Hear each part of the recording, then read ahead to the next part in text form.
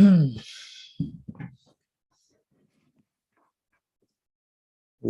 Jnana-timirandasya Jnanam-jana Shalakya Chakshurimilitam Yena Tasmai Shri Gurave Namaha Nama Shreshtam Manumapi Satyaputram Atra Swarupam Rupam Tasya Grajamuru Purim Matalim Vashyavatim Radha Kundam Girivaram Maho Radhika Madhavasam Prapto Yasya Pradita Gripaya Shri Gurum Tam Natosmi Vancha Kalpataru Yasya Kripa Sindhubhyaiva Cha Patitanam Pavanibhyo Vaishnavibhyo Namo Namah Nikhilashtrati Male Ratnamaladiti Nirajita Padapankajant Aji Mukta Kulairupashyamanam Paritashnam Harinam Samshrayami Narpita Chanim Tirat Karunayavatarna Kalu Marpaitam Unnatoch Balarasam Sabhakti Srim Hari Purata Sundara Dhyuti Kadamba Sundipita Sada Hridaye Kandaresh Purato Vasachinandana Ajanulambita Pujo Kanaka Padatu Sankirtanai Kapitaro Kamalaya Takshu Vishwambaro Dviyavaro Jugadharma Palo Vande Jagat Priyakaro Karunavataro Gladini Shakti Swarupaya Gauranga Sridaya Bhakta Shakti Pradhanaya Gadadhara Namastute He Krishna Karuna Sindhu Dinabandhu Jagatpate Gopesha Gopika Kanta Radha Kanta Namastute Radhe Vrindavanadishe Karunamrita Vahini Kripaya Nijapad Dashanmayam Pradiyatam Bhaktya Vihinaya Parada Lakshaya Shiptascha Kamadi Tarangamadhye Kripa Maitvam Sharanam Prapanam Vrinde Maste Charanarvindam Vrinde Maste Charanarvindam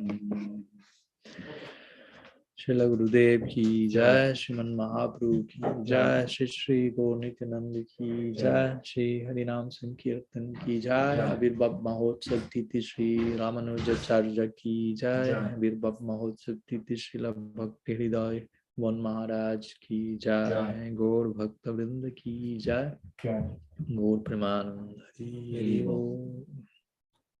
Hari. So, welcome to all those connected as well. And here we are continuing with our series of lectures these days in the area of New Jersey, New York as well. And today we have been invited here in Premarnava Prabhu's home to speak about Anartha-nivritti, and more specifically traversing Anartha-nivritti, and so how to navigate this interesting stage. Premarnava Prabhu already is expressing. So let's see what we can do about it, because it's interesting, because Anartha-nivritti somehow it is one of the 9 stages of bhakti as Srila Rupa Goswami defines them, from Shraddha to Prem.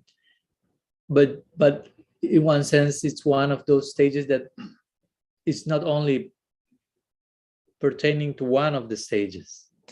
No, you follow. I mean, you practice. You have Shraddha, Sadhu Sangha, and again, Shraddha and Sadhu Sangha continue, and Anartha-nivritti also continue. Bhajana, Kriya, Nishta, Ruchi, Asakti. Anartha-nivritti continues in those stages. So it's not just one stage, and then, no, but it's something that will be accompanying us for quite the time in our journey. So it's important to know how to live with that. Although it's something that eventually you have to completely transcend, no more Anartha-nivritti, but there's a huge amount of the path that we will have to deal with that on one level or another. No? In the beginning with anarthas of a more gross type, if you will, and gradually it will become more and more subtle. And that's the challenge also of Anartha-nivritti, because the more subtle the anarthas become, the more you have to develop an eye to detect them, to work more subtly with them. So this is an important topic. I really appreciated the invitation to speak on that. These days we have been speaking about various topics, interestingly enough, starting with interfaith meeting, then go into the presentation of my book and speaking on the nature of bhakti, and then go into Gaur Tattva as the charming supremacy of Gaur Tattva, now traversing Anartha-nivritti. So I appreciate the variety in the menu, basically, because all of those things are complementary and important to have in place, not just one thing or one other thing. So let's begin with, let's briefly define Anartha-nivritti, which of course in a very general way we can say it has to be with getting rid of anarthas. So what does it mean what does it mean anartha, and what does it mean nivritti? What does it mean? What's the implication behind this term? Because sometimes, as today, someone asked me one morning Q&A that I did in Spanish, Maharaj, can you speak a little bit more about manasi seva? Unfold the idea. And I say, okay, but first we have to understand what's the meaning of manasi and what's the meaning of seva? Because sometimes we take for granted. Seva, yeah, we know what's seva. Service, we translate it as service. Okay, but what's your idea behind that? So you say service, you have devotional service, but what's the implication of that? How that plays out in your life? So similar with this, you say Anartha-nivritti, and each one of us may have a particular version of it, and it may be correct, but it may not, or it may be correct for a certain stage. At a certain stage, it needs to be updated, because then the progress, as I mentioned, the anarthas become more subtle. So your understanding of what's an anartha and how you have to deal with that in certain stage needs to be updated also. So, but of course, in general, anarthas means the very etymology of the word anartha. Artha means dharma, artha, kama, moksha. Artha means like wealth or value, something of value. And anartha means the opposite of that. Something that has no value, but that you see as valuable. Basically, that's the whole idea of anartha. Anartha means you are perceiving value somewhere, prospect, wealth, and you are investing yourself in that direction, although there's no actual value there. That's very interesting reality. Like you are really perceiving value. It's not that you are lying to yourself. You are cheating yourself without knowing, but you feel there's value there. There's prospect. There is something worthy of my throwing on that. And you invest yourself, and it's like a mirage. You say mirage in the desert? Yes. Like you say, oh, it's an oasis there, and you jump and only sand in your face. Like, where is the coconuts and the ladies? And it was a mirage. that is somewhere else, no? In Swargaloka, wherever, but not in where you are looking. So the same idea is with Anartha. We are projecting a false sense of value into the environment, and actually we are projecting those things that exist somewhere else, but not in those particular directions. So we are projecting Artha. And of course, we are after Artha, not only Artha, but Paramartha, or supreme wealth, the wealth of love, the wealth of Prem. That's the ultimate wealth for us. Golokar, Prem, Dan, Harinam, Sankirtan, Panchama, Purushartha, and so on. So basically, Anartha means that you are assigning a false sense of value to reality. And you're filtering reality through those lenses, basically. And you develop a false sense of purpose. False sense of Artha. Artha means also purpose, interestingly. That's why we speak so much about the purpose in life. But generally, what we consider as the purpose is life in conditioned state is Anartha. We think life has this purpose with me in the center, but the problem is that I'm not in the center. No matter how much I think I am the center, I will never be in the center. It's not that I'm in the center and have to leave that center for Krishna. No, I'm not in the center. And I think I'm the center. So that's even more twisted, if you will. So Anartha-nivritti, and Srila Bhakti Goswami will translate sometimes Anartha. I think the other day we gave that example as counterfeit money, currency. No? So you have that and you think, oh, I will obtain so much with this. and you invest, and when you invest, it's some red lights, counterfeit money. They call the police, you end up in jail. And you're like, oh my gosh, 2 minutes before I was thinking so many things I will enjoy and obtain, and now I'm behind the bars. So that's how it works in this life also. We perceive so much prospect and so much like expectation. I will enjoy this, obtain that, become that, but through this counterfeit, anarchic lens. And when you are about to consummate the whole thing, entanglement. You feel yourself really in jail. And you say, what happened? It seemed so real, but again, almost like that, but not. So Anartha-nivritti means basically to get rid of that. And of course, what does it mean get rid? No, because that's also a tricky word. No, get rid, we may conceive it only in terms of rejecting stuff, like this is bad, this is bad, this is bad. No, neti. And we are not from the neti sampradaya, basically. That's Sankaracharya, Advaita Vedanta. This is Maya. Only Brahman is real. Brahman, Satya, Jagan, Mithya. Everything is false except for Brahman. But for us, everything is real because everything is a Shakti of Krishna, of Bhagavan. So we are not to, in one sense, we are not to reject anything, but we are to, if you will, reject our false view of everything. But it's not that the everything is unreal. The world is not unreal. The elements in this world are not unreal. They're real. So we are to learn how to deal with them. So getting rid of anarthas, we as bhaktas, when we speak about transcending anarthas, again, it's not so much like, this is bad, this is Maya, let's get out of here. But transcendence, for at least for me, and I don't think it's my own philosophy, has to do not so much with rejection, but with integration, as I like to put it. Now, instead of rejecting the world, try to integrate with the world, because the world is Shakti of Krishna. So if we are Shakti of Krishna, so we are not to be like quarreling among Shaktis. Yeah, whatever. There should be no conflict among Shaktis. No, like, this is the bad Shakti. I'm on this side of the Shakti.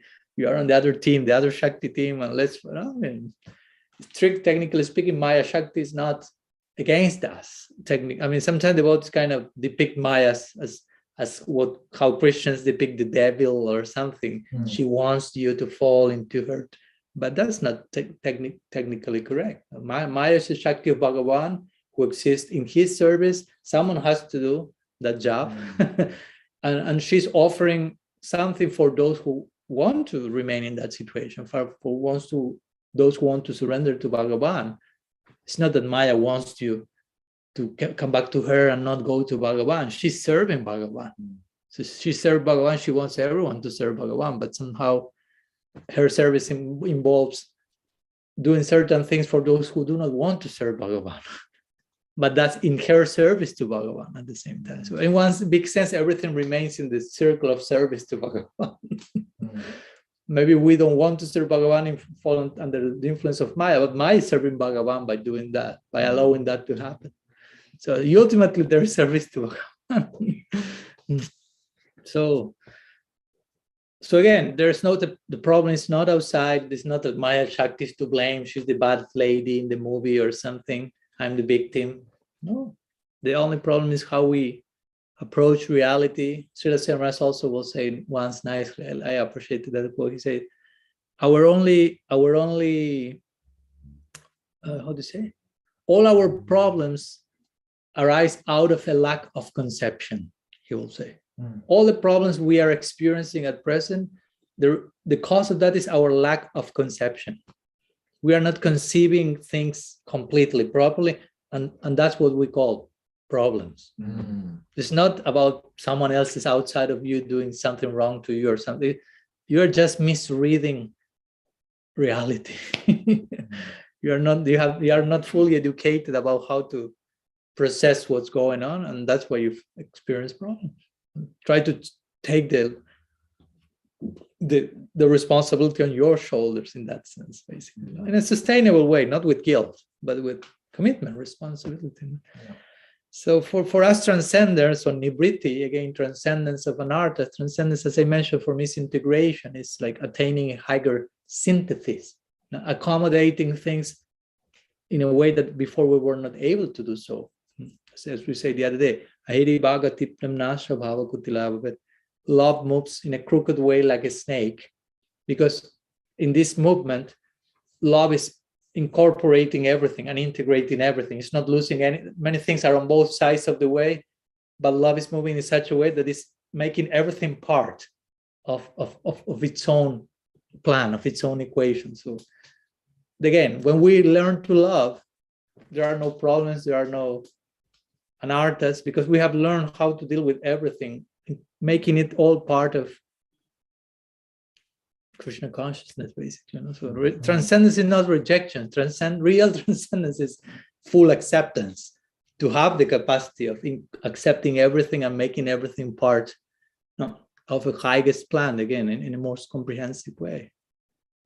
For example, Krishna says in the Gita, Bandhurat matmanastasya jinatmai vatmanajita anatmanastu shatrati vartitatmai vasatra.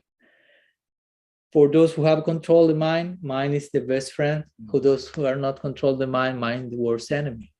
So in this case, what does it mean? Transcending the mind, if you will. It's not reject your mind, but make your mind your best friend. So we are not teaching reject your mind. We are teaching develop friendship with your mind. That's transcending, if you will, the mind. Transcending doesn't mean you have throw away your mind. You have learned how to relate with it in a comprehensive way, in a friendly way. Because I think if we do not use that type of approach towards Anartha-nivritti, we may end up we may not being used the word transcendence even. We have to transcend this word, we have to transcend so many things as an evasive device. Transcending, like rejecting and not wanting to deal with certain things because that's wrong and I have to reject and I have to transcend. In the name of transcending, you are being evasive. You are not taking full responsibility, and you will end up being inhuman sometimes. In the name of, I don't have nothing to do with this world or with this situation, I'm transcendental. And sometimes that I'm transcendental actually means I'm not being human enough. And you end up being inhuman, and your heart can become like a rock. Srila Rupa Goswami cautions us about that in Bhakti Rasamrita Sindhu. He said, be careful with renunciation because it can make your heart harder. I mean, how to deal with that? That's delicate. That's a very subtle.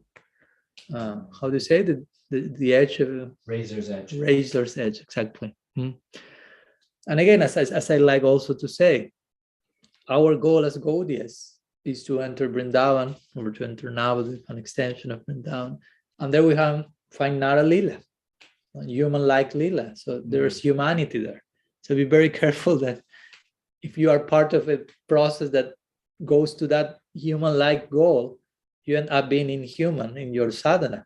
If you are dealing with your sadhana in an inhuman way, hard-hearted way, how do you expect to enter the human-like pastime? I mean, that won't happen. And in Vrindavan we find that. Now we find that, what my Guru Maharaj likes to call divine humanism. Everyone is human, but everyone is divine. Not only human, but divine. The two things at the same time. So Anartha-nivritti has to do with that. Has to do with what's this word in English, like dovetailing our humanity in the context of our devotional culture. We are humans, and sometimes the idea of human is seen as imperfection. They say this quote, what is like error is to err is human, or something like this. To forgive is divine, or something like that. Yes, exactly. So generally humanity is like error, failure, mistakes, conditioning, imperfection. That's the face of humanity we know. But again, we go to Nara Lila, Braj, Navadvip, we still found humanity there, but perfected humanity, divine humanity. So the idea is that we deal with our humanity here in such a way that we still remain humans there in the most perfect sense. So we have to know how to deal with that properly, to end there, basically. So we have to remain humans, as so also sometimes I like to say, we are not here after becoming devotional superheroes or something, but devotional human beings, at least to begin with. Try to become human being, devotional, but human being. Hopefully one word is not attacking the other. I have to become devotional, so I'm going to be human being. It doesn't mean that I have to be human being. No more devotion. No, try to make it to go together. I'm not saying it's easy, as I said the other day. No? I never use the word easy here, but it's not impossible either. No? So, and again, the type of bhakti we are following, Uttam Bhakti, as Srila Rupa Goswami defines it, Gyan Karma Adi and Abritam. It has to be unencumbered by Gyan and Karma. It doesn't have to, and Gyan in this case will have to do with, again, too much renunciation and too much hardening of the heart. So we don't want that. We don't want that. We want to take, again, full responsibility. Okay, I'm a human. I in the context of Anartha-nivritti, as we mentioned before, Srila Simara said, we want to accept I am to correct myself, purify myself. It's not about, in one sense, the environment. It's not about projecting guilt or projecting like enemies in the environment. That's not Anartha-nivritti, because sometimes that can happen also. Let's fight the Anarthas, and you kind of identify them like outside, no? Not like sometimes I heard what said, my mind is killing me. No? Like if there is someone else there to blame. Oh, my mind, it's my mind. It's not me, it's the mind. And I'm poor of me, I'm suffering. But I mean, there's nobody else. The mind is just inner psychic matter that is killing you, because probably you have, I always give this example, no? Like you have the stomach. Sometimes we say, oh, my stomach is killing me. But probably you have killed the stomach by eating some junk food or something. So who is killing who, basically? No? Wow. You know, the stomach is killing me. No. What have you fed the stomach with? So the mind is like the stomach in our subtle body, basically. So you say, oh, my mind is crazy, it's driving me crazy, it's killing me. The question is, what are you feeding your mind with? The mind is just an inert tool that will react according to what food you put in. Like the stomach is not one separate living entity that is doing something bad to you. Probably you are doing something bad to that tool, and it responds for you to become aware, hey, that's not correct. So the same, mind is the stomach of the psychic body. So you say, oh, my mind is killing me. No, you are killing the mind by who knows sending which messages, which impressions through the senses.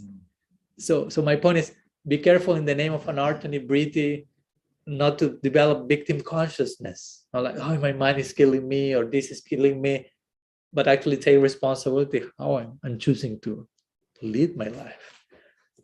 And this victim consciousness is pretty established in Kali Yuga, we'll say. One of the one of the things that we could say define Kali Yuga, we say the age of quarrel and hypocrisy. We could also define Kali Yuga the age of victimization.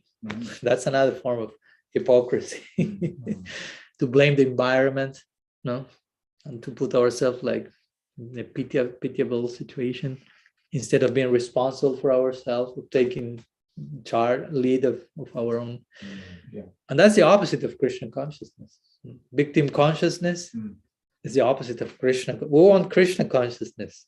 And again, Krishna consciousness can also become a motto, you say motto? Motto, like something you repeat, like a quote, like in sutra. Everyone knows when to repeat it, when to invoke it. But sometimes we do not fully play out the implications of that idea. What does it mean, Krishna consciousness? What does it mean to be Krishna conscious? What does it mean to be the opposite of that? And so on. So victim consciousness is the opposite of Krishna consciousness. So if you want to be Krishna conscious, be careful of not doing the opposite in the name of Krishna consciousness, which could be even more delicate. We want to be heroes, not victims. Victims is the opposite of hero, basically. No? And it's complex because we live in a society, especially nowadays, postmodern society, where in general, not always and everywhere, but many places, the more victim you are, or the more you present yourself as a victim or blame others, the more like moral weight you have in society sometimes, basically. The more rights you have because of being a victim. I'm pointing to the bad guy.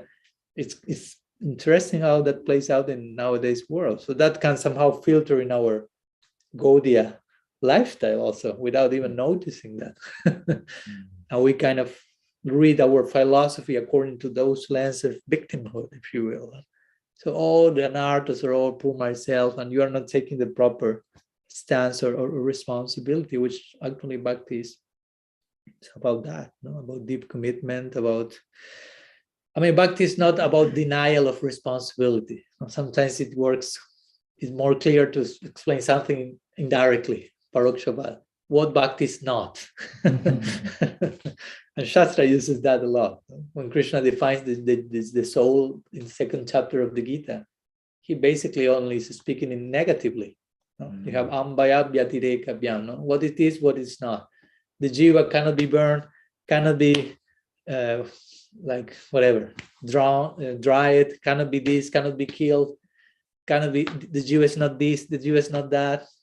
And eventually when he has to say what the jiva is, Krishna mentions this verse where he used the word ascharyavat 3 times. Ascharyavat, ascharyavat, ascharyavat, which means amazing, amazing, amazing.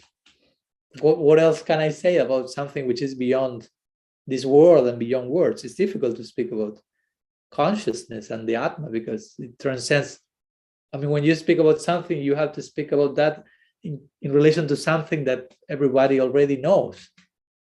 If all of you tell me, Maharaj, what's a dinosaur? And you only heard the word. It's like if Chandri asks you, Dad, what is a dinosaur? And he just heard the word. He never saw a picture. So you have to give him some point of reference. It's like an animal, or like a monster, or like something that he can relate to. Because if not, it's like, but the point is when you speak about the Atma, what can you relate the Atma with? Because there's nothing that it can be compared with in this world. It's categorically different. So Krishna is mostly saying what the Atma is not. How you cannot compare the Atma with this, and what it is, amazing, amazing, amazing. And this is sadhana, and realize what you are and what's the potential of the Atma. No? So again, I didn't want to lose, but my point is, what Bhakti is not. Bhakti is not denial of responsibility. That's some way of putting it. It's trying to take the reins of your own Bhakti project, if you will, and deal with that materially. Like the Bhagavatam says, Tatenu kampam sushamikshama bunjane vatma kritam vipakam vitvad vapudvir vidadan namaste jivita jamukti pade sadaiva. Brahmaji is praying there in Brahma Stuti, saying, those who, saying to Krishna, those who really want your mercy, those who are serious about getting your mercy, that's an important idea, because like implying, some others may say they want your mercy, but they are not serious. They do not really understand what does it mean to get your mercy. They just say, oh yeah, Krishna, give me mercy. But what does it mean to be serious about that? They receive the result of their previous misdeeds, and they tolerate the result of that. And while they receive those reactions, if you will, they are fully engaged in glorifying you with words, body, and mind. In other words, they take full responsibility. Whatever is coming, it may be something that I done in the past. I'm not in denial. I do not play the victim. I do not blame, I don't know, who knows who, even Krishna. If you play the victim, Krishna may maybe even end up being the guilty one in some cases. I've heard about that. No, I wanted to have a child for so many years, but Krishna didn't satisfy my desire. So at one point I was angry with him, and I closed my altar, and I like dismantled my altar because I was angry with Krishna. Okay. But in this case, this mantra, this important verse say, no, the devotee is taking full responsibility. Whatever is coming to my life is it's not even perfectly fit for what I did in the past. But as Celeste will say, actually, if I would have to receive the real result of my previous misdeeds, this should be the ideal reaction. But Krishna is so merciful that he's sending me this. That's how a mature devotee who seriously hankers for mercy thinking. It's not even thinking, oh, this is too much. He's not thinking this is proportionate. Proportionate, you say? Proportionate, yeah. Yeah. But he's not saying that in the context of this is too much, because in the other sense, no, this is too much mercy. Because if I have to put on the scale all the things that I did and what is coming to my life, I mean, that's the nature of Krishna. He's Karuna Sindhu. He's an ocean of mercy. No, that's not a joke. That's not just poetic rendition. Ocean of mercy. I mean, it's a fact. An ocean means no beginning, no end. You cannot measure where the ocean begins, where the ocean ends. So it's overflowing in mercy. That's what, as we said the other day, what Brahma said to Krishna. He said, I mean, I'm thinking about, I mean, he was already, his foreheads were spinning in the Brahma Vimohan Leelas, and after that he starts to pray to Krishna, and at one point says, I mean, I know that Putana approaches you trying to kill you in the worst possible way. We were just an infant born a few days before, and she came like disguising herself. I mean, that would be in all the CNN news in the TV. Imagine a lady disguises or something and approaches a baby, like trying to nourish him, but actually she had poison on her breast and want to kill him. That's the most, like, the worst possible thing you can imagine. How can you be so bad? So that was Putana. How Krishna responded to that? Vatsalya Ras Golok Vrindavan. And Uddhava was like, what is this? And Brahma also was like that. Uddhava said, Hovakyam, but Brahma said to Krishna, you gave yourself to Putana in such a way, you promoted her to Golok. So that's totally, how to say, unproportionate, disproportionate. Yeah, disproportionate. I mean, she didn't do anything to deserve that, even closely. So now I see how you reciprocated with Putana, but now I'm seeing the Brajavasis, how they love you positively, and I'm wondering, how will you reciprocate with them? Because if you reciprocated as you did with someone like Putana, what you will give to them? They are giving their life to you, their minds, their family, their house, everything is, I mean, they are made of that. They are ragatmikas. Their whole being is made of love to you. They do not even have love for you. They are love for you. They are made of prem. They do not have prem. They are prem personified.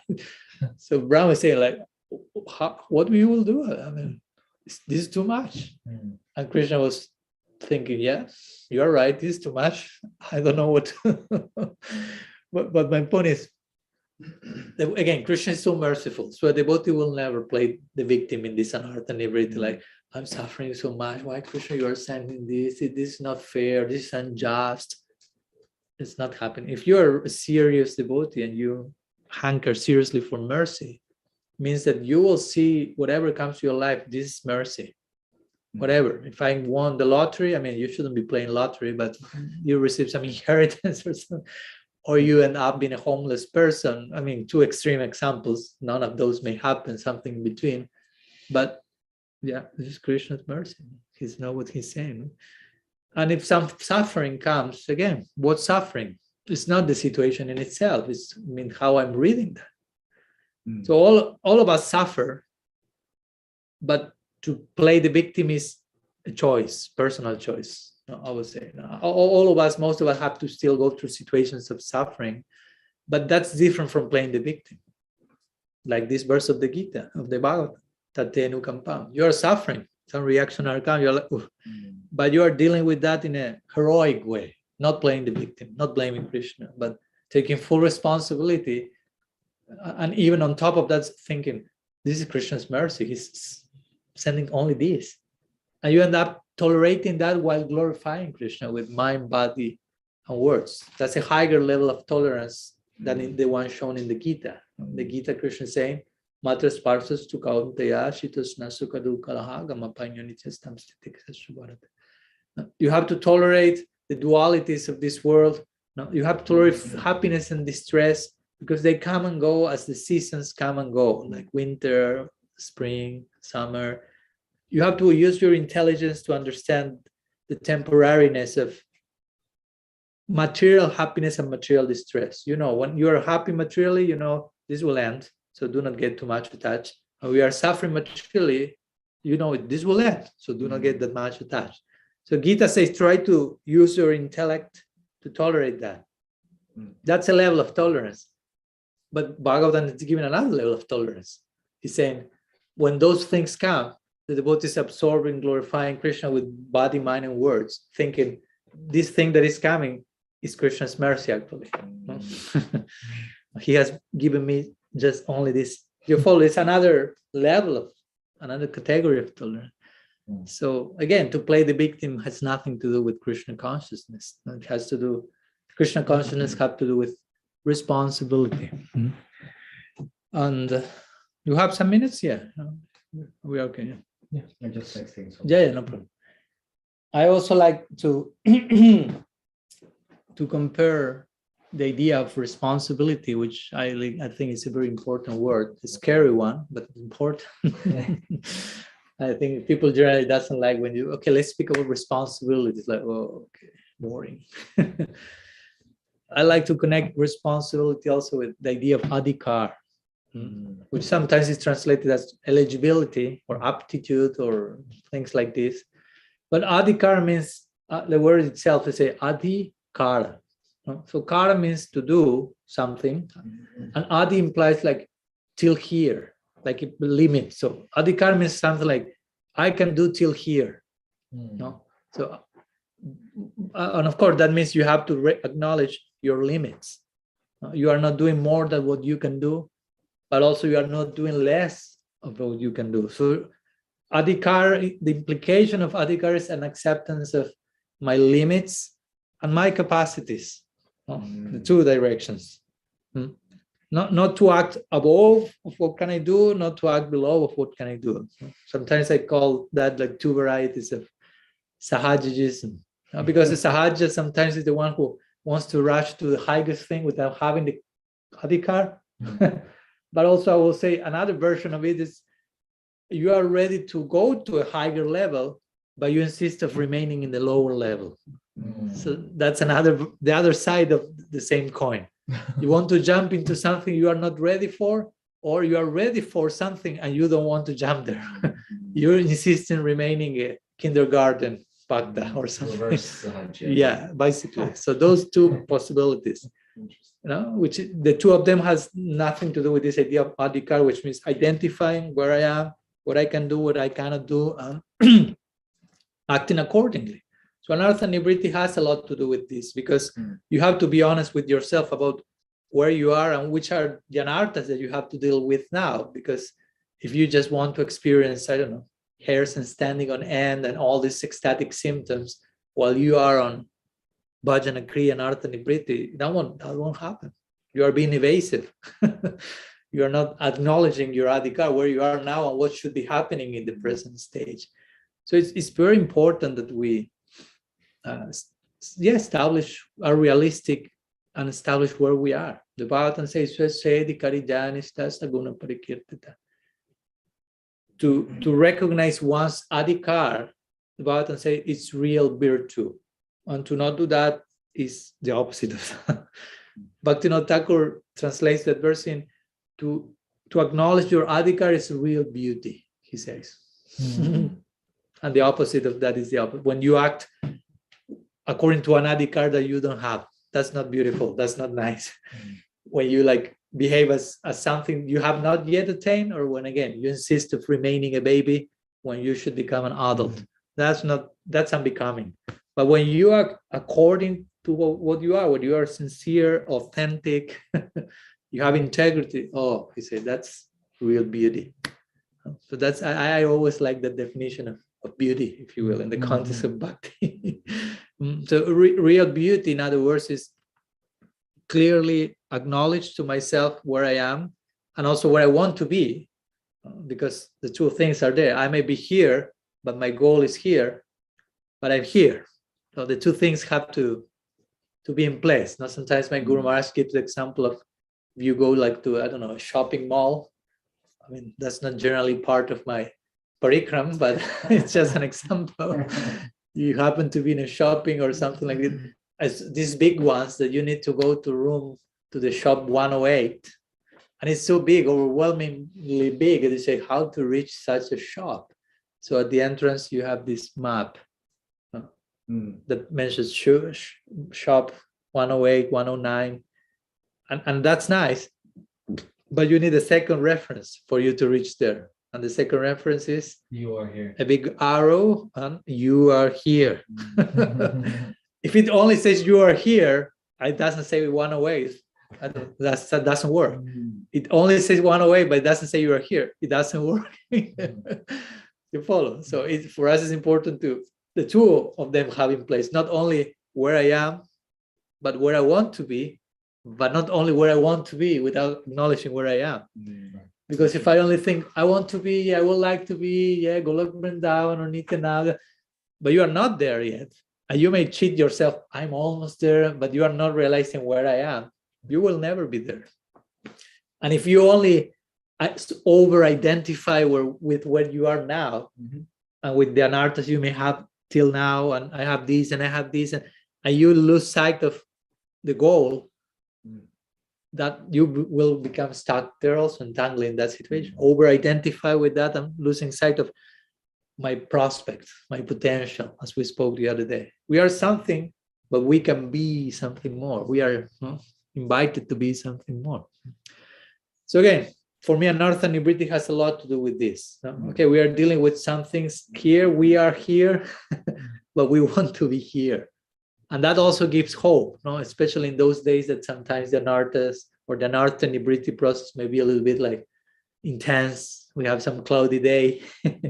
And when we realize, that's my goal, that gives meaning and purpose and puts in context whatever embarrassing thing I'm going through at present. Because sometimes we may be going through some embarrassing situation. I feel I'm so low, so fallen. What does this have to do with bhakti? But if you see the bigger picture, you will see that the grace of Guru is there, the mercy of Krishna is there, Thakur is there, Harinam is here, so many things. The invitation to that goal is there. So in connection with all that, this is a detail, and this is an important part of reaching that goal. Even though it seems embarrassing to me, working on whatever anartha, ultimately it's a glorious task. I mean, Anartha-nivritti is a glorious task. It's heroic. It's glorious. I always like this part in the Gaur Lila, when Mahaprabhu, the Gundicha Marjan Lila, the cleaning of the Gundicha temple, and there's one section Krishnadas Kaviraj Goswami describes how before they just are about to start the cleansing, which the Gundicha Marjan temple is a whole like symbolic description of Anartha-nivritti. It's described like that. They are not just cleaning a temple. That implies it's the cleaning of the heart for Krishna to be established in the altar of the heart. And before starting the cleaning, Mahaprabhu, what is he doing? He's garlanding all of his devotees. Before they take the broom, he's decorating them. Like implying what you are about to do is glorious. Because again, this represents Anartha-nivritti. You take the broom. So that's glorious. That's what Mahaprabhu, Krishna himself, God himself is garlanding you, congratulating you. Yeah, well, congratulations. No, not everyone is willing to do so. So I like that so much. That's real beauty, as we say. A garland to confirm that. So I think it's good to keep that in mind. Mahaprabhu himself is making that point when garlanding each of the devotees. And what you are about to do is heroic, is glorious. It's not embarrassing. Do not feel ashamed. Do not feel this is nonsense. I'm in Maya, I'm in such and such. Not. It's glorious. If you are sincere in acknowledging that, in working that, I mean, at least for Mahaprabhu, and we are interested in what he thinks, not what we think. So So it's interesting to see that glorious side of dealing with the things. And actually, Anartha-nivritti is not so much, as you say, as you know, a practice unto itself. It's not that I will practice Anartha-nivritti. We engage in bhajana kriya, and Anartha-nivritti comes as a result of that. The more we engage in bhakti, the more Anartha-nivritti becomes a fact. No? I mean, this integration, this transcendence, as we mentioned, of anartha. But I will say also that Anartha-nivritti, again, it's not a practice unto itself. The practice is bhajan, bhakti, sadhana bhakti. But Anartha-nivritti also means that you engage in bhakti, you engage in bhajana kriya, what being as aware as you can about the anarthas you have to deal with. Because you can practice bhakti without being aware, I have anarthas and I need to deal with them. No? So for me, Anartha-nivritti means you're practicing bhakti and you know you have to deal with some things, and you are, again, that's not the ultimate goal, but that's the very first immediate goal. Mahaprabhu, when he described the 7 effects of Sankirtan in the first verse of Sikshastakam, first thing he said is, Chitudarpanam. That means clean the mirror of the chitta, purify your heart, deal with anarthas, basically. Again, then he mentions 6 more things which are beyond that.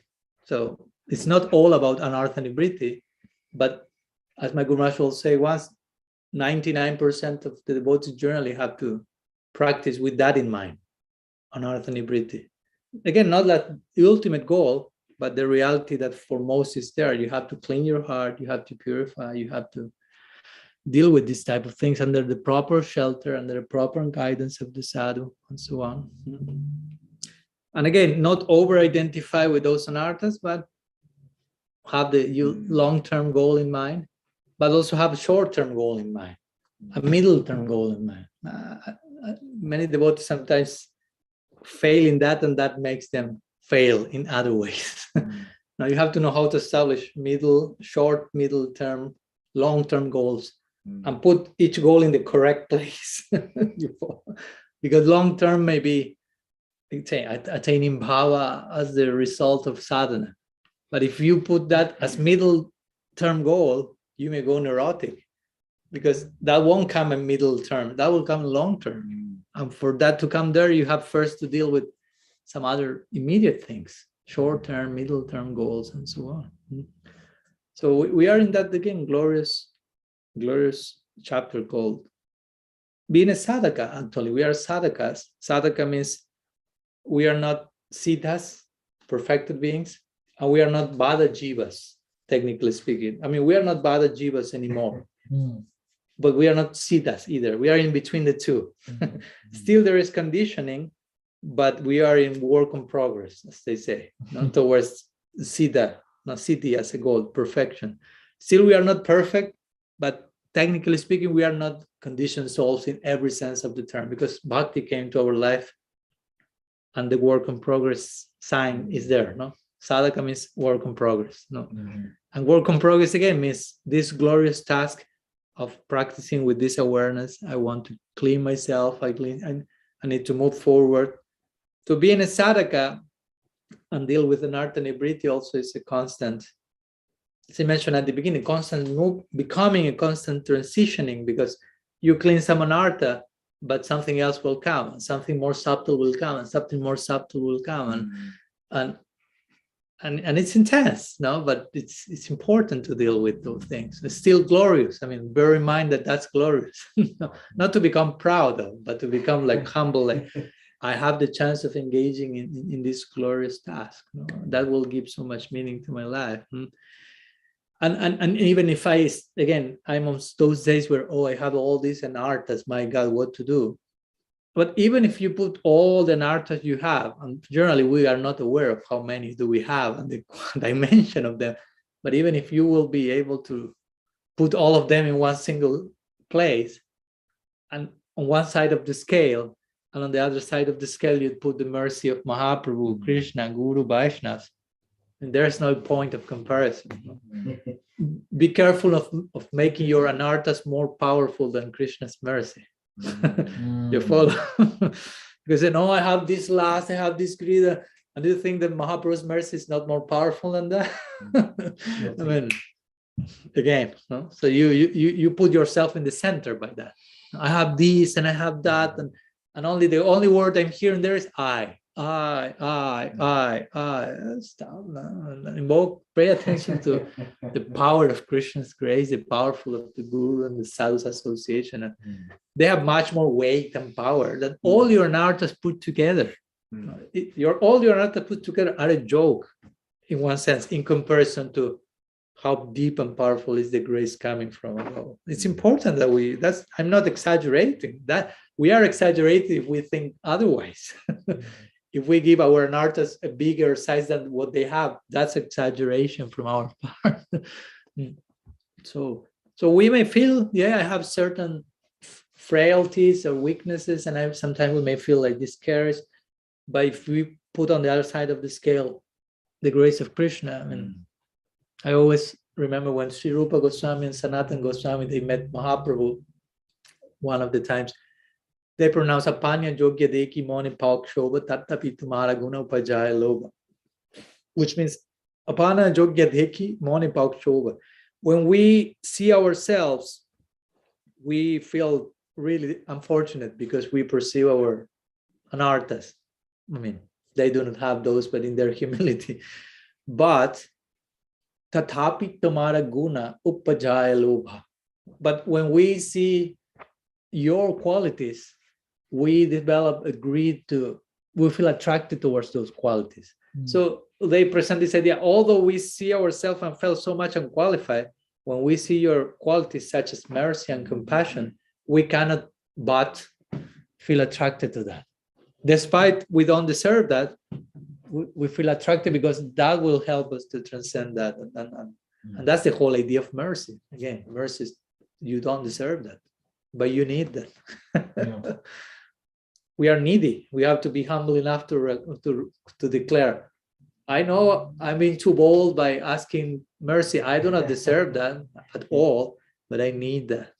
When you really mean that, when you pray in that direction, help me, as the saying goes, I don't know if that's in English as well, help me when I deserve it the less, because that's when I will need it the most. That's the logic of costless mercy. When I deserve it the less, that's the moment I'm in most need of that. That's it. That's the psychology of costless mercy. So Anartha-nivritti has to do basically with no matter how many anarthas we have, so much grace is coming, and that's so much powerful, and that gives so much hope. So be careful of giving your anarthas a bigger position and ranking that Mahaprabhu's grace.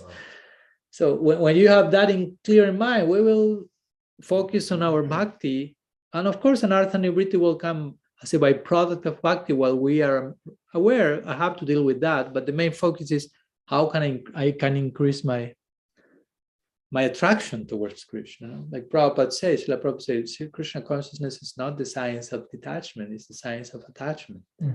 And that's through that detachment will come.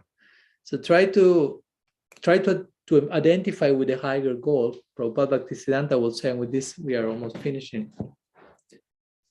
He gave once one interesting lecture he called From Anartha-nivritti to Artha Pravritti. So Anartha-nivritti means, as we mentioned, getting rid of the anartha. And Artha Pravritti means attaining the artha, attaining the real wealth, the real value. And he emphasized that's our line. Our line is not about getting rid of, but attaining something positive. And he will say, be very careful of indulging too much in this neti, this not. You may end up in Brahman. Because that's the process they follow, the jnanis. This not only Brahman. If you as a bhakta emphasize too much neti and do not emphasize too much what to accept and only what to reject, you will end up somewhere else, not in the Nara Lila and all those things like that.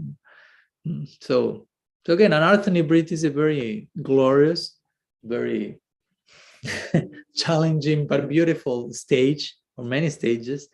And as I mentioned before, it's something that demands the best of us, even in terms of creativity, because as I mentioned, you have to turn your worst enemy into your best friend.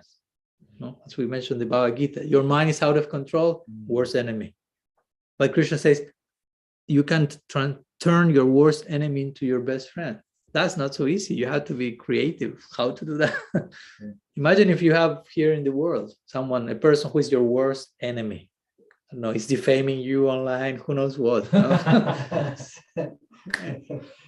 And someone said, now the challenge is he has to become your very best friend. Like, wow, oh my gosh.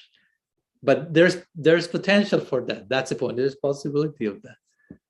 And if you don't see your anarthas in those terms, you are playing the victim again. My Guru Master likes to say, Anartha-nivritti means you take your anarthas and put them in the altar and worship them.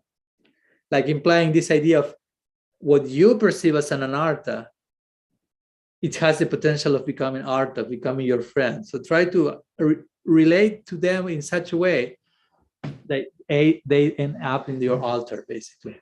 It's not something like, oh, get out of here, get out of my life, you bad stuff. No, how can we relate to each other in such a way that I end up worshiping you? Creativity, again, we have to... integration and willingness to grow, feeling the need of, I want to make progress. Now, the real sin, because sometimes we speak about sin or an art or whatever, but the real sin is not, mostly the real sin is when we refuse to keep growing, when we are in denial of, again, taking responsibility and changing and progress. That's the real sin, not so much doing one thing or the other, but sometimes refusing to to do what we have to do. As we spoke that one day, sins of commission and sins of omission. Not you, because sometimes you think, no, to do something wrong is to engage in the hot sins, if you will. But generally, the worst things are those who have to do with superficiality and blindness and denial and not wanting to accept responsibility. Those take us to end up doing those other stuff, basically. So again, Anartha-nivritti has to do with recognizing these patterns and try and recalibrating, basically, and re-educating and learning, dealing with them in a more comprehensive, constructive, mature way. Anyhow, some thoughts on our traversing Anartha-nivritti. Yeah, sorry if that was too much, but yeah, it's a nice, long stage, and we need to know how to traverse that long journey. So. And Rasa, you have a question?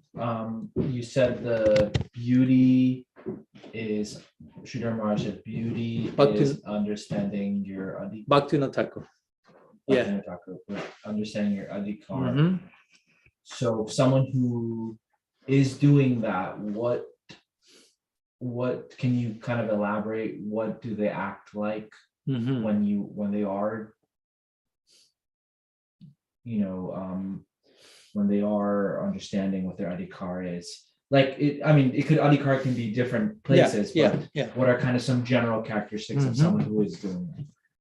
Well, I would say that someone who is beautiful in that sense, acknowledging their adhikar, is someone who, besides which is their adhikar specifically, because what are they doing specifically, I will say that the main experience will be that you will feel that such people is like, you will receive like a sense of authenticity from them, like they are authentic in what they are doing. No, it doesn't mean that they have to be an Uttam Bhagavat.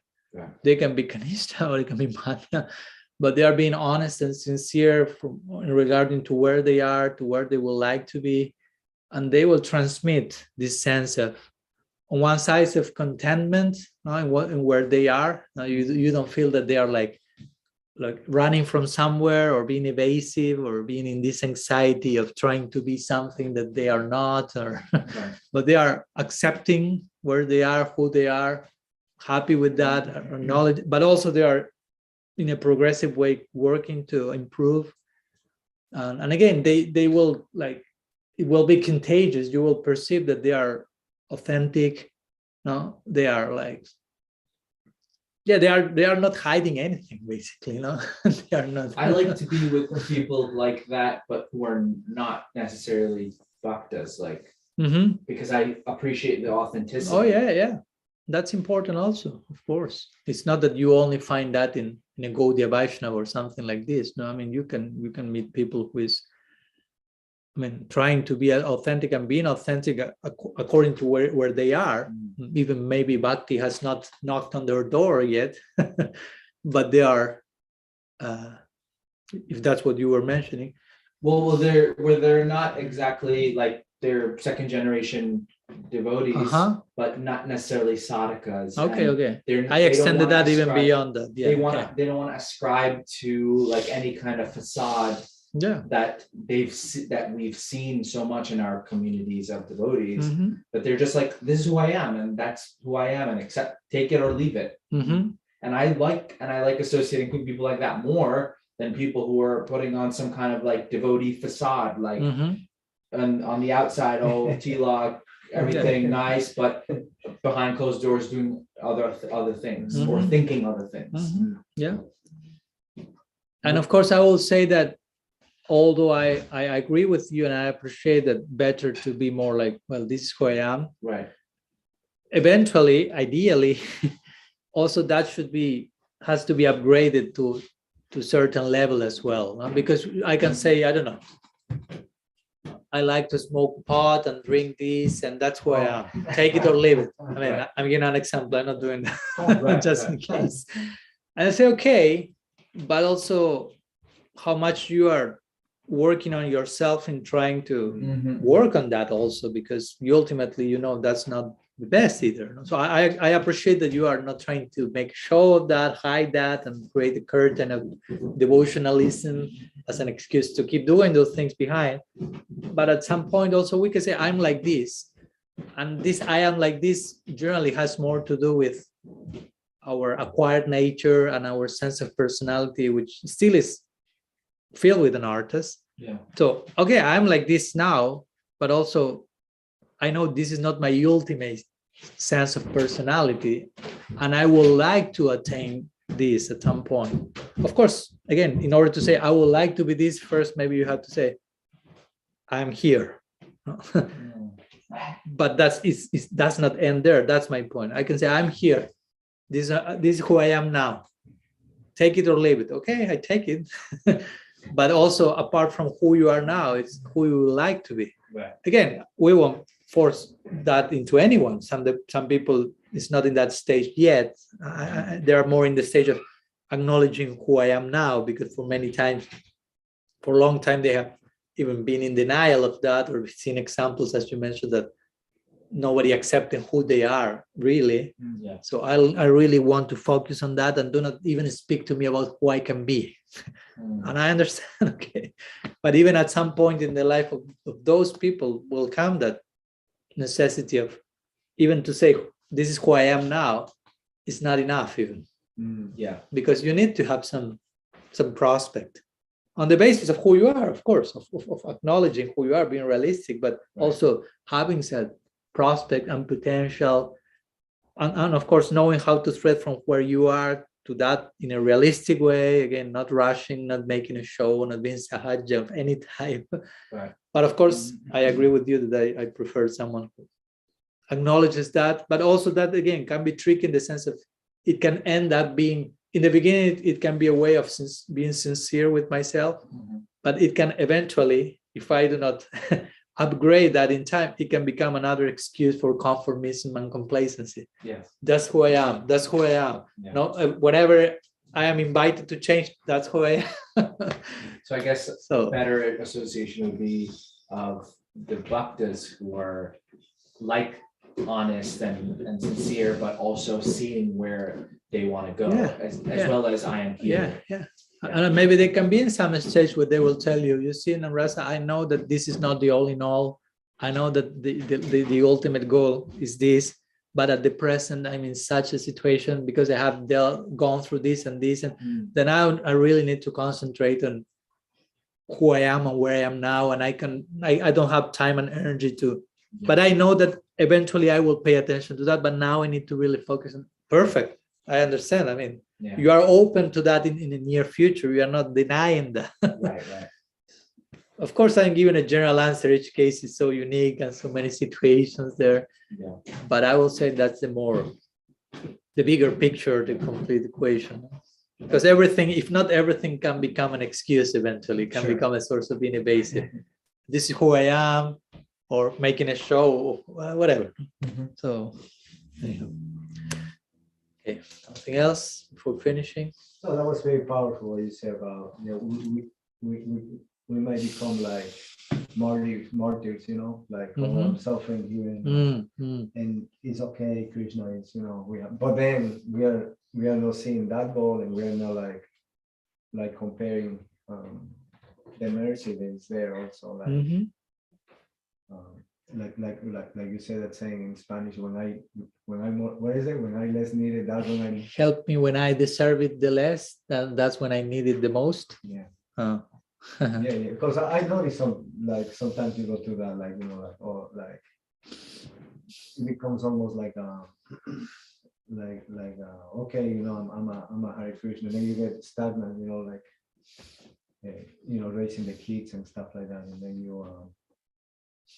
the suffering that comes, you're like, you have to tolerate it, and you become more, painful. Maharaj, I'm entangled in family life. What to do? Poor of me. Don't play the victim. Be careful. Family is not to blame. Kids are not to blame. Wife is not to blame. Dog is not to blame. Nobody's not to blame. Even yourself. Not because one can enter into the blame game. It's not about blaming someone. Sometimes the problem is that we need to find someone to blame, and ultimately there's nobody to blame. Everything is how it has to be. It's perfect. Sometimes it can kill your imagination, because you're like, okay, you're there, and then but where do I want to go? You're like, where do I want to be? And you try to escape, but but I appreciate that you say like this, the mercy, and then ask for like tolerance to the suffering, like, please help me, when the suffering, because sometimes it's heavy things come, heavy. And you're like, I'm a devotee, what am I, I guess, and you become like pain tolerant, like when they say you have like some pain in your body, and the doctor said, oh, you should have been taking medication. You got high tolerance to pain. We become like that in devotional service, but still we don't ask for the mercy, please. So we, in my case at least, we need to like. Yeah, I think it's always important to see that actually whatever is coming is a chance to pray for mercy, not only suffering. Although sometimes it all begins with suffering. We learn from that. Sometimes we are a little bit like hard. Like we need some suffering to Krishna mercy. But actually we should be, if something nice comes, it's also a chance to not only to be grateful for what is coming, but to feel I need mercy. I'm depending on mercy. I will say that one of the symptoms for us to measure how much we are advancing is how much we are living in that stage of awareness of how much do I need mercy. And the more you advance, the more you will feel yourself needy of mercy. It's not the more, now I'm more advanced, I don't need to feel myself more needy. No, it's the opposite. The more you realize how much you are being sustained by mercy. The beginning, we are not so much aware of how actually mercy is sustaining us so much. So one way of defining spiritual advancement means you become more aware of how much mercy is sustaining every aspect of your life. And the association you have. I always remember Thomas Merton once quote he made. He said, the more you advance, you will realize how much, of course, he expressed that in Christian terms. He's a Christian monk. But he said, our spiritual life depends mostly on the prayers of our brothers and sisters, he said. His way of putting, like, we depend so much on sadhu sangha, basically, of the grace that is coming by the devotees in our life, that is helping us to sustain our vows and commitments. We have to do our part also. It's not like, oh, you are sustaining me, so nice from you, thank you, and I remain like this. No. The more I appreciate that, the more I want commit myself and become serious and reciprocate. Yeah. So yeah, as you mentioned, we have to be creative and be careful not to kill our imagination and use whatever is coming as a great opportunity to pray for mercy. And sometimes we may not know how to do that, and that is inviting us to think deeply. Yeah. So we have to remain active in that realm. How can I, okay, this situation is coming. How can I transform this situation as an opportunity for prayer, for depending on mercy, for increasing my awareness of how Krishna is sustaining me? It's not happening automatically. It's not like tick, tick, tick, tick, tick, tick. Okay, you have to really be introspective. And that's something that we can lose very easily and enter into this mechanical way of doing things and what I'm supposed to do as a devotee, and everything is like automatized. But we become like an automaton, like a machine ourselves. And that somehow kills our bhakti. Rupa Goswami say niyama graha. One of the 6 things that are totally unfavorable for bhakti is to do stuff without knowing why I'm doing that. Losing a sense of purpose. And that's, again, artha means purpose.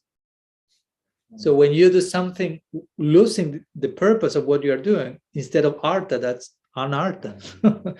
So that's another way of defining anartha. You are engaging in something mechanically, out of custom, out of habit, but losing sight of purpose and meaning.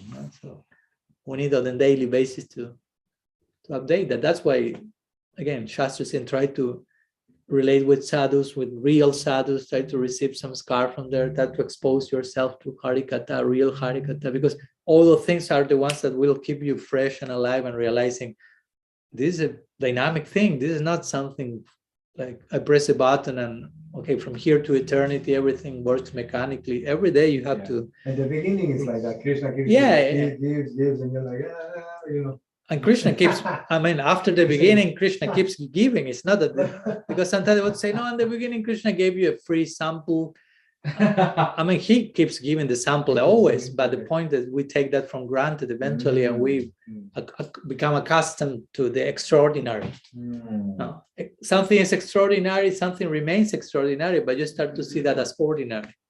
So, oh yeah, Prashad, Kirtan, Sadhusanga, Bhagavatam, yeah. It keeps being extraordinary, but we have like kind of ordinarized that. So, yeah, so we need to maintain that sense of astonishment, refreshed, update. No? F5, well, no longer that's used now. Yeah, that chamatkar is the foundation of not to remain in that stage of astonishment and rediscovering, and that's why we need certain sadhu sangas, certain input in our life that keeps us like. When we want to go to our comfort zone and everything, again, mechanical, out of habit, we need some sadhus in our life that will like pinch us lovingly and won't allow us to get stuck there. And again, recalculating, recalibrating, like the GPS is saying, no? Recalculating, no? Go the wrong way, let's see how we return back on track. GPS, Guru Parampara system. No? So that's a connection with Parampara. They won't allow us to get sidetracked, but get back on track. That's sadhana, that's daily. And that's, again, that's glorious, even though it may sound sometimes embarrassing. Mahaprabhu still is putting the garland on us every single day if we want to. So,